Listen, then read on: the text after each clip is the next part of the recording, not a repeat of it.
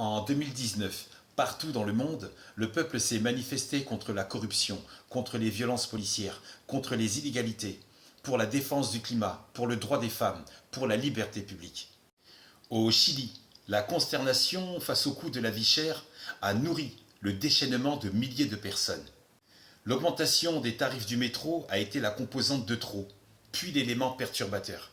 Si aujourd'hui le Chili est aujourd'hui un pays riche et stable, il est aussi le plus inégal.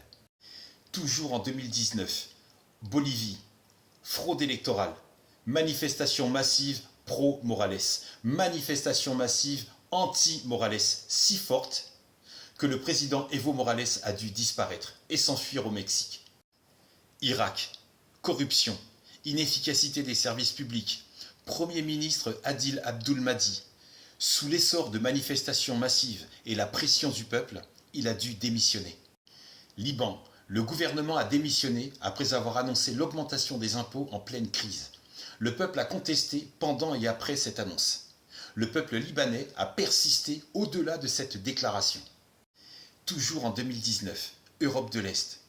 En Géorgie, en Roumanie et aussi en Albanie, la corruption est l'étincelle qui a fait pousser les mouvements anti-gouvernementaux. Et le peuple exige des réformes en phase avec la démocratie pour plus de démocratie. En Équateur, grève générale, le peuple bloque, le peuple paralyse tout le pays. Le président déclare l'état d'urgence et se retrouve contraint d'annuler ses mesures austères, strictes et restrictives. 2019 a été marqué par de nombreuses manifestations dans les rues du monde entier et avait pour point commun la lutte contre la corruption, contre les inégalités et pour la liberté publique. La majeure partie de ces mouvements sont apparus au même moment. Ils se sont inspirés les uns des autres et sur la manière de spécifier leurs demandes et de lutter pour leurs idées, idées qui ont assemblé les masses partout dans le monde. Les 500 familles les plus riches au monde sont en stress parce qu'il y a de l'eau dans le gaz au programme de la gouvernance mondiale. Le peuple gagne du terrain, en plein élan. Puis boum! Mars 2020, pandémie, confinement. Une élite s'est dit « Entrons dans la tête des gens ». Un truc hypnotique, un slogan « Vite ».